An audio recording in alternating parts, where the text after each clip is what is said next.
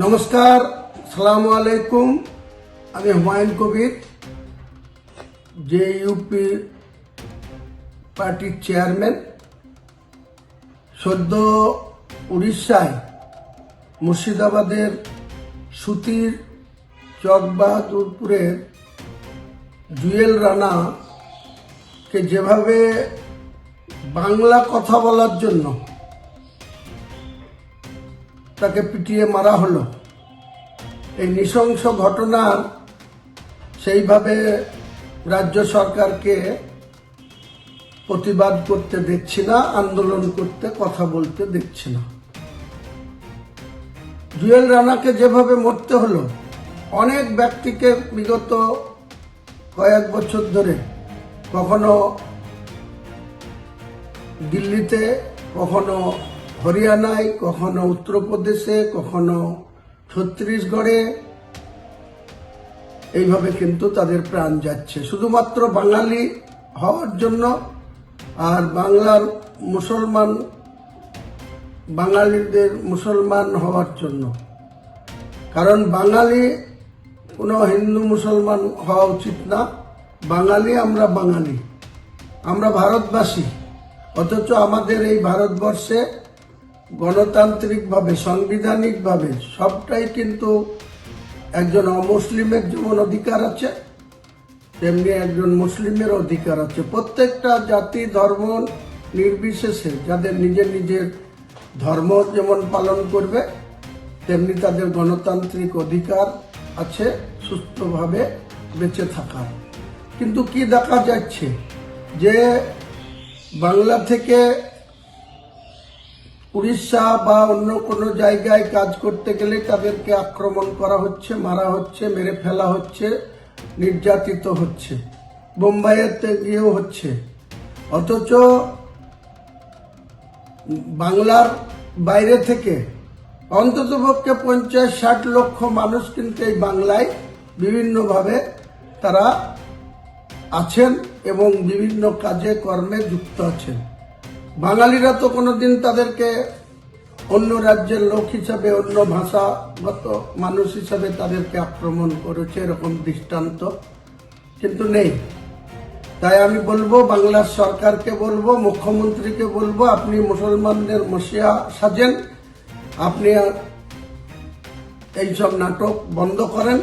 আর আপনি যে পরিযায়ী শ্রমিকদের জন্য আপনার রাজ্যসভার সাংসদ সামিরুলকে দায়িত্ব দিয়েছেন, তাকে বলুন বাংলার মুসলমানদের, বাংলার পরিযায়ী শ্রমিকদের আরো সুরক্ষিত কিভাবে থাকে, আরো সুস্থভাবে কিভাবে জীবনযাপন করতে পারে, সেটা কিন্তু আপনাকে দেখতে হবে দায়িত্ব নিয়ে, যতক্ষণ দায়িত্বে আছেন।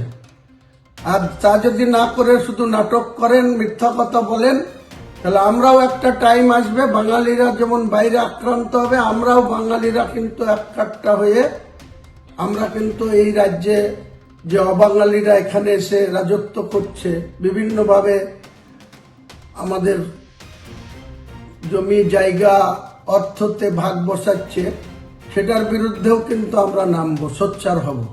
কারণ বাঙালিরা পশ্চিমবাংলার মানুষ হিসাবে যদি উড়িষ্যায় গিয়ে খুন হতে হয়, যদি মুম্বাইয়ে গিয়ে খুন হতে হয়, যদি উত্তরপ্রদেশে খুন হতে হয়, তাহলে সেই সব রাজ্যের মানুষ এখানে এসে কেন সবকিছু ব্যবসা বাণিজ্য এবং সবকিছু করে সুস্থভাবে চলবে? আর বাঙালিরা শুধুমাত্র বাংলা ভাষার জন্য তাদেরকে খুন হতে হবে, এই জিনিস মানা হবে না।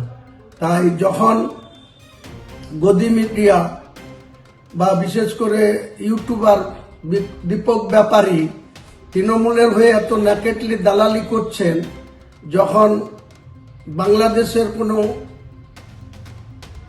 ব্যক্তি খুন হচ্ছে, সেই খুনটাও যেমন জঘন্য, সেটাও যেমন আমরা সমর্থন করি না, তার বিরোধিতাও যেমন আমরা করি। কিন্তু গদি মিডিয়াকে বলবো, উড়িষ্যায় যখন